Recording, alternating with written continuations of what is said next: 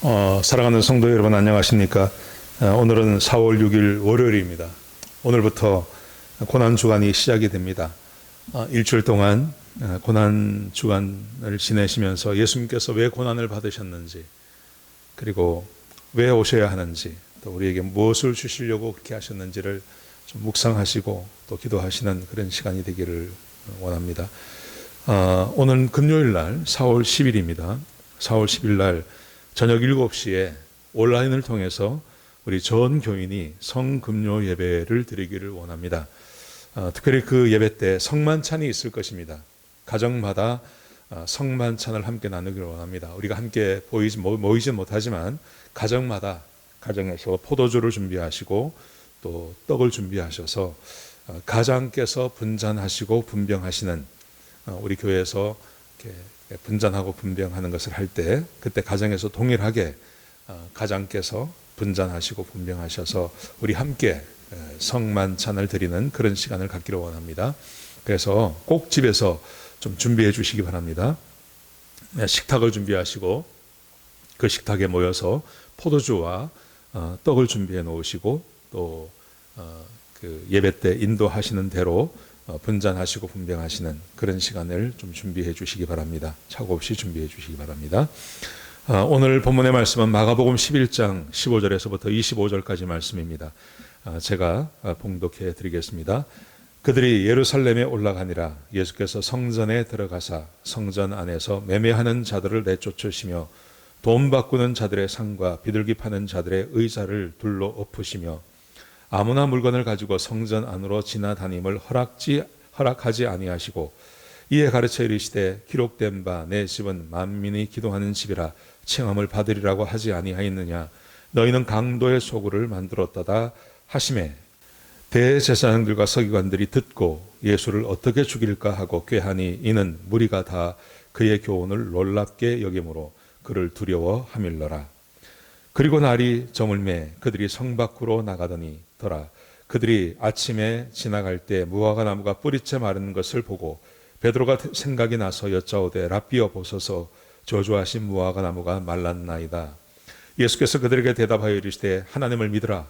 내가 진실로 너희에게 이르노니 누구든지 이 산더러 들리어 바다에 던지라 하며 그 말하는 것이 이루어질 줄 믿고 마음에 의심하지 아니하면 그대로 되리라.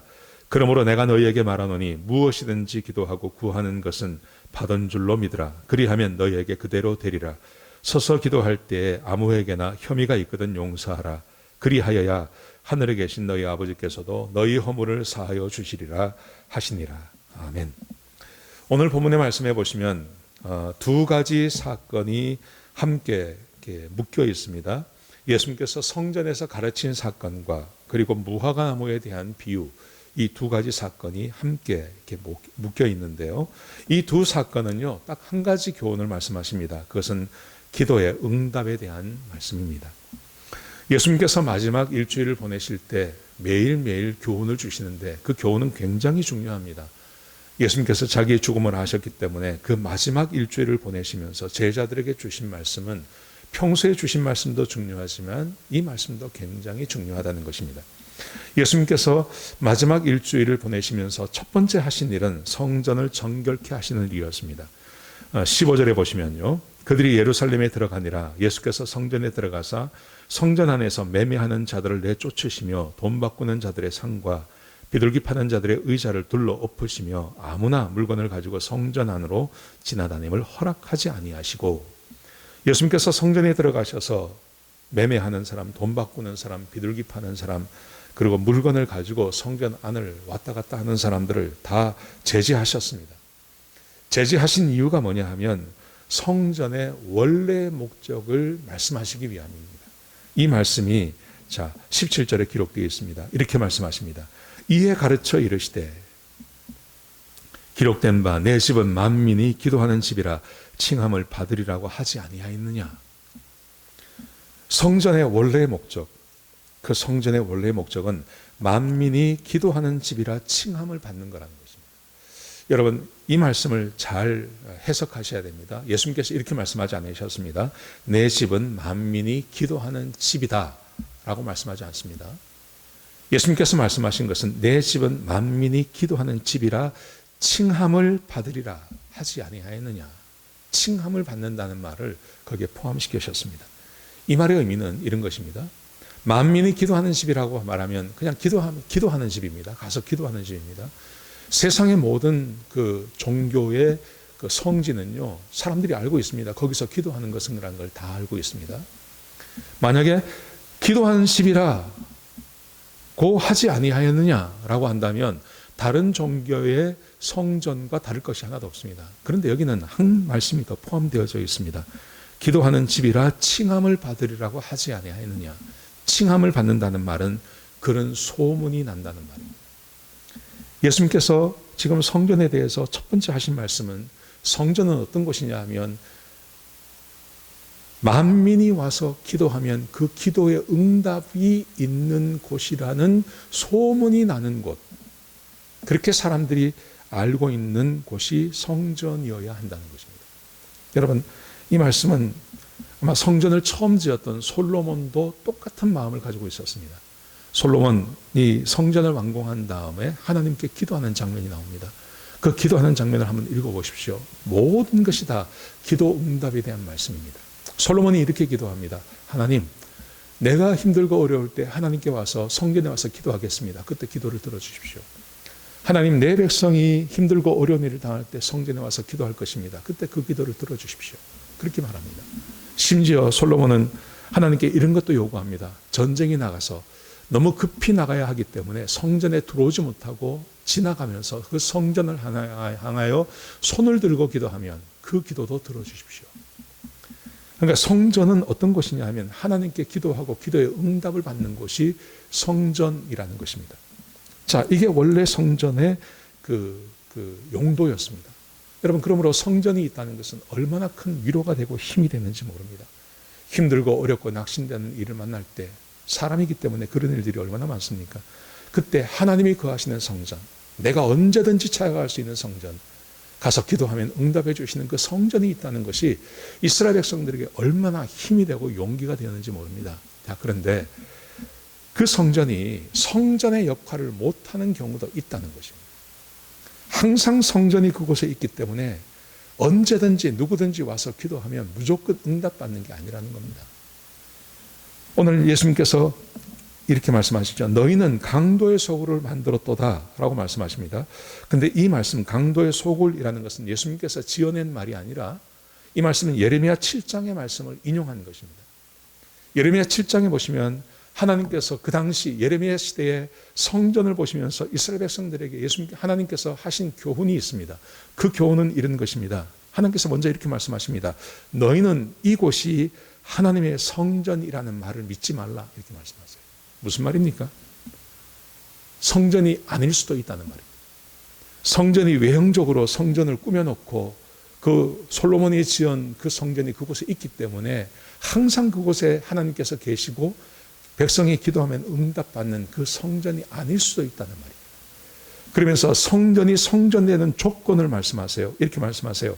만일 너희가 너희의 길과 행위를 바르게 하고 이웃과 정의롭게 지내며 고아와 과부를 압제하지 아니하고 무지한 죄의 필리를 흘리지 아니한다면 너희는 여기서 살게 될 것이다. 성전이 성전 되어 주시겠다는 말입니다. 그런데 예레미야 시대에 그 이스라엘 백성들은 어떻게 살았냐 하면 하나님께서 이렇게 말씀하십니다. 너희가 도둑질하며 살인하며 간음하며 거짓 맹세하며 바알을 섬기면서도 이 집에 들어와 내 앞에 서서 말하기를 우리가 구원을 얻었나이다 하는도다. 이스라엘 백성들이 도둑질하고 간음하고 살인하고 거짓 맹세하고 심지어 바알을 섬기면서까지도 이 백성들이 성전을 찾아온다는 것입니다. 성전을 찾아와서 말하기를 우리가 구원을 받았습니다. 무슨 말입니까? 우리는 아브라함의 족속이고 하나님의 백성입니다. 이 말입니다. 그렇게 말을 한다는 것입니다. 그러면서 하나님께서 말씀하시기를 하는 것은 이 가정한 일을 계속해서 행하기 위함이다. 하나님께 와서 우리는 구원받은 하나님 백성입니다. 하나님, 우리가 죄를 짓고 도둑질하고 살인하고 간음했지만 우리는 하나님 백성 아닙니까? 우리 죄 용서해 주십시오 라고 너희가 말하는 이유는 다시 가서 그 짓을 하기 위해서 그렇게 한다는 것입니다. 그러면서 말씀하시기를 너희는 이 집이 강도의 소굴로 보이느냐 이렇게 말씀하세요. 여러분 강도의 소굴이라는 어떤 곳입니까?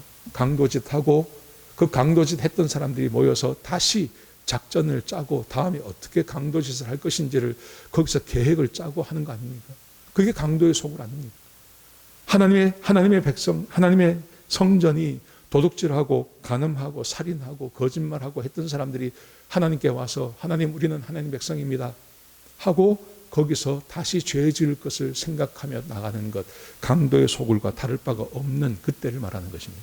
이 강도의 소굴이 된 성전에서 사람들이 기도한다고 하나님께서 응답해 주시겠습니까? 응답하지 않으신다.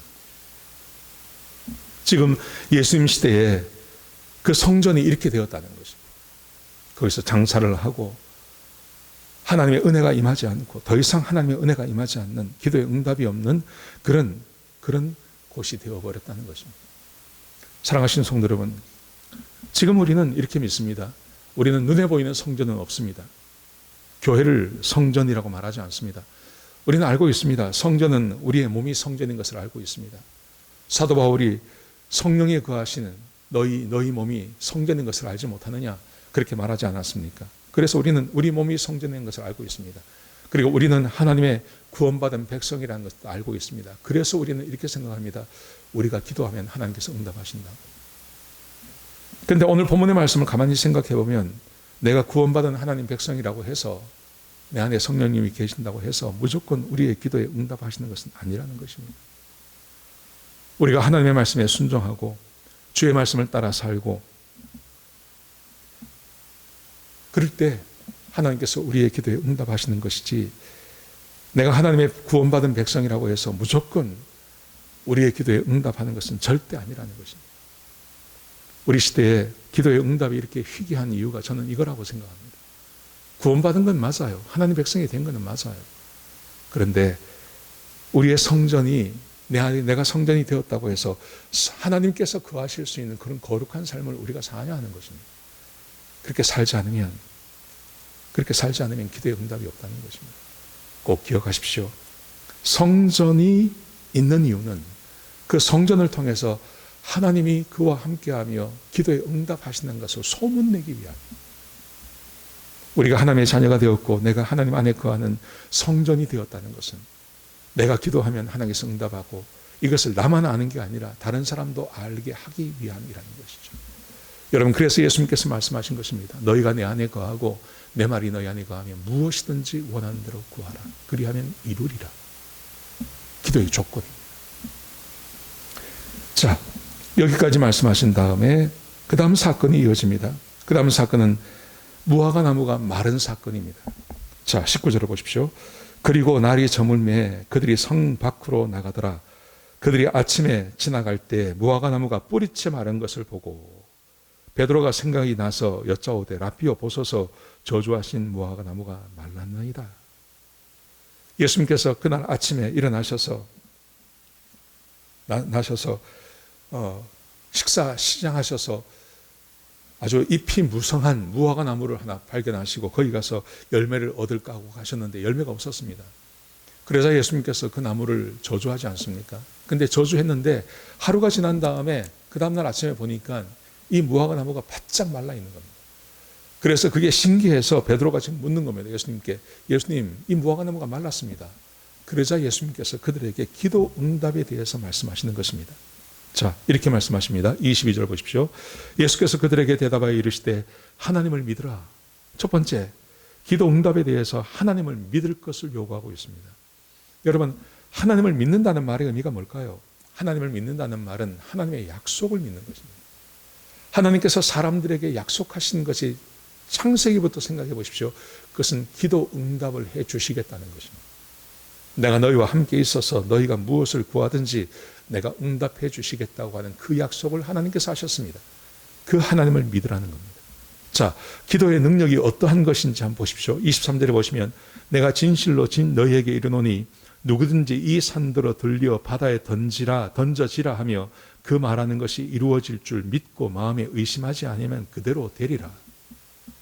기도의 능력을 말합니다. 기도의 능력은 산에게 명령하면 그 산이 들려져서 바다에 던져지는 그 일까지도 일어날 수 있다는 겁니다. 무슨 말입니까? 기도에는 제한이 없다는 것입니다. 여러분, 우리는 산을 향해서 바다에 던져지라고 하는 그 기도를 할 일은 별로 없습니다. 우리는. 우리의 삶에서 진짜 필요한 기도는 뭐가 있겠습니까? 그저 우리의 몸 잘 보호해 주십시오. 우리가 당하는 고통 좀 줄여 주십시오. 아픈 건 낫게 해 주십시오. 우리가 하는 사업 지켜 주십시오. 뭐 이런 거 아니겠습니까? 근데 이런 것들 하나님께서 그런 것들에 다 응답하시겠다는 것입니다. 기도의 능력에는 제한이 없다는 것입니다. 예수님께서 실제로 오셔서 그것을 보여주셨습니다. 예수님께서 모든 것을 다 기도로 응답받지 않습니까? 폭풍이 몰아칠 때 그 폭풍 가운데서 폭풍을 잠잠케 하는 능력을 보여주셨고, 죽은 나사로를 살려내는 그 능력을 보여주셨고, 오병이어의 기적을 행하시는 능력을 보여주셨고, 문둥병자를 고치는 그런 능력을 보여주셨습니다. 예수님의 옷자락에 손만 대어도 병의 근원이 말라버리는 그런 능력을 보여주셨습니다. 이것은 기도의 능력에 제한이 없는 것을 우리에게 보여주는 것입니다. 자, 그렇다면 그 능력에 제한이 없는 그런 기도의 응답을 얻기 위해서 어떠해야 됩니까? 조건이 있습니다. 그 조건을 보십시오. 이렇게 말씀하세요. 24절에 보시면, 그러므로 내가 너에게 말하노니 무엇이든지 기도하고 구하는 것은 받을 줄로 믿으면 믿으라. 그리하면 너에게 그대로 되리라. 이게 첫 번째 조건입니다. 무엇이든지 구하고 기도하고 구하는 것을 받을 줄로 믿으면, 그러면 그대로 된다는 겁니다. 여러분, 이게 쉬운 것 같으면서도 어렵고요, 어려우면서도 또 쉬운 그런 말입니다. 무엇이든지 의심만 하지 않고 믿음으로 구하기만 하면 주시겠다는 것입니다. 여러분, 이게 굉장히 어려운 것 같지만 쉽습니다. 한편으로는 또 쉬운 것 같으면서도 어렵습니다. 우리의 사람의 마음이라는 것은 이게 될 것 같기도 하고 안 될 것 같기도 하고 이런 마음이 얼마나 많습니까? 여러분, 그런데 자 보십시오. 이 말이 무슨 말이냐 하면 이 말만 놓고 보면 이게 아주 헷갈립니다. 근데 그 다음 말씀 보십시오. 그 다음 말씀에 25절에 보시면, 서서 기도할 때 아무에게나 혐의가 있거든 용서하라. 그리하여야 하늘에 계신 너희 아버지께서 너희 허물을 사하여 주시리라. 여러분, 24절 말씀에서 끝나지 않고 25절 말씀으로 이어진다는 의미를 가만히 생각해 보셔야 됩니다. 우리는 기도할 때 그 기도가 이루어지기를 간절히 바랍니다. 여러분, 그런데 하나님께서는 우리의 기도만 보는 게 아닙니다. 우리의 기도할 때 나만 보시는 게 아니라 우리의 일상의 삶에서도 나를 봅니다. 이게 24절이 기도의 영역이라고 하면 25절은 기도 외의 영역을 말합니다. 너희가 서서 기도할 때 아무에게나 혐의가 있거든 용서하라. 그리하여야 하늘에 계신 너희 아버지께서 너희 허물을 사하여 주시리라. 여러분, 기도의 응답이 있기 위해서는 죄 없는 사람이 구해야 되죠. 죄가 없는 사람, 하나님의 사람이 구해야 됩니다. 근데 하나님이 죄 없는 사람, 하나님의 말씀에 순종하는 사람이 구할 때 하나님께서 응답하시는데, 기도의 응답이라는 것은 기도하는 영역뿐만이 아니라 기도 외의 영역에서 하나님을 믿는 믿음이 우리 가운데 있어야 한다는 것입니다. 가만히 보십시오. 하나님께서 우리에게 기도할 것만 요구하시는 것이 아닙니다. 우리의 삶에서 어떻게 살아야 할지를 요구하셨습니다. 하나님의 규례와 하나님의 법을 지키며 사는 것을 우리에게 요구하셨습니다. 하나님의 말씀에 순종하고 하나님의 말씀의 규례를 지키기 위해서 우리가 해야 할 일들이 얼마나 많이 있습니까? 그 말씀대로 살기 위해서 내 삶 안에 주의 은혜가 반드시 필요한 것입니다. 주의 말씀을 따라 사는 것이 필요한 것입니다. 주의 말씀을 따라 살 때, 그때 내 안에 생겨나는 또 다른 믿음이 있는데, 그 믿음이 바로 하나님의 말씀에 대한 믿음이 우리 가운데 있다는 겁니다. 내가 하나님을 믿습니다. 주의 말씀을 따라 삽니다. 그래서 하나님께서 명령하신 대로 살려고 애씁니다. 매일매일의 삶에서 부족함이 없게 주의 말씀에 순종하려고 삽니다. 이렇게 사는 사람이 자기 삶의 어떤 기도의 제목을 놓고 하나님께 구할 때 그 믿음이 없겠습니까? 믿음이 반드시 있죠. 반대로 생각해 보십시오. 평소의 삶에서 하나님 말씀에 순종하지 않습니다. 내가 주인 되어서 살아갑니다. 하나님께서 명령하시는 것에 별로 신경 쓰지 않고 살아갑니다. 그런데 이 사람에게 기도의 제목이 생겼습니다. 그래서 하나님께 기도하려고 합니다. 믿음이 생길까요? 믿음 안 생깁니다. 그러므로 산을 명령해서 바다에 던져지라고 하는 이 이 믿음이 있기 위해서는 평소에 주의 말씀을 믿고 하나님의 말씀에 순종하는 그 믿음이 우리에게 반드시 있어야 하는 것입니다. 그때야 우리 안에 참된 믿음이 생겨나기 마련인 것입니다. 의심 없는 믿음이 우리 가운데 있기 마련인 것입니다. 하나님께서 지금 이 말씀을 하고 계신 것입니다. 예레미야 7장에서 만일 너희의 길과 행위를 바르게 하고 이웃과 정의롭게 지내고 고아와 가부를 압제하지 아니하고 무죄한 자의 피를 흘리지 아니하면 이곳에서 살게 될 거다. 이것은 하나님께서 그냥 일반적인 삶을 그렇게 살라고 말씀하지 않으셨습니까? 이 말씀을 믿고 그렇게 사는 사람들과 도둑질하며 간음하며 살인하며 거짓 맹세하며 바알을 섬기면서 내 집에 들어와서 내가 구원받았다고 고백하는 사람들의 믿음, 그 사람들은 믿음이 전혀 없는 거죠. 그러니 하나님께서 누구의 기도에 응답해 주시겠습니까? 평소에 하나님의 말씀을 따라 사는 사람들의 기도를 응답해 주시는 것입니다. 기도 응답은 매우 중요한 것입니다.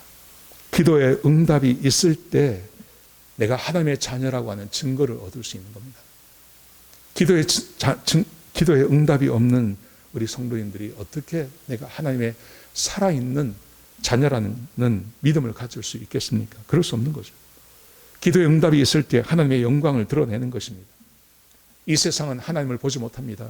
그런데 하나님을 보지 못하는 이 세상에 하나님이 살아계신 것을 보여줄 수 있는 것은 기도에 응답을 받은 성도를 통해서 하나님의 영광을 드러내게 되는 것입니다. 그리고 기도에 응답이 있을 때 우리의 삶이 윤택해지는 것입니다. 복이 임하는 것입니다. 여러분, 그러므로 예수님께서 이 고난주간을 시작하시면서 첫 번째 기도의 응답에 대해서 말씀하셨다는 것을 꼭 기억하셔야 돼요. 우리에게 기도의 응답이 있어야 됩니다. 지금 우리에게 기도의 응답이 필요하지 않습니까? 근데 거기에 믿음이 필요하다고 말씀하세요. 근데 이 믿음은요, 기도할 때만 믿음이 필요한 게 아닙니다. 평소에 하나님의 말씀을 믿고 그 말씀대로 살기를 원하는 자들에게 기도할 때도 믿음이 그에게 부어지는 것입니다. 그래서 어떤 것을 놓고 기도해도 마음에 의심이 생기지 않고 하나님께 간구하고 기도할 수 있는 것입니다. 오늘 이 말씀 기억하시면서 기도에 응답이 있으신 그런 귀한 한 주가 되시기를 축복합니다. 우리 같이 한번 기도하시겠습니다. 하나님, 귀한 말씀 주셔서 감사합니다. 특별히 우리 사랑하는 성도님들 기도에 응답이 있는 삶이 되게 하여 주옵소서. 그러기 위해서는 믿음이 필요합니다. 기도할 때만 믿음이 필요한 것이 아니라 우리의 일상의 삶에서 하나님께서 말씀하신 대로 살고자 하는 그 믿음이 있는 자들에게 기도할 때 믿음이 부어진다고 말씀하셨습니다. 아버지 하나님, 이 말씀을 따라 사는 주의 백성 되게 하시고, 그리고 우리가 기도하는 것마다 응답해 주시고 우리 가정들을 축복해 주셔서 한 가정도 어려움 겪지 않도록 주께서 역사하여 주옵소서. 주님 감사합니다. 예수님의 귀하신 이름으로 간절히 기도드렸습니다. 아멘.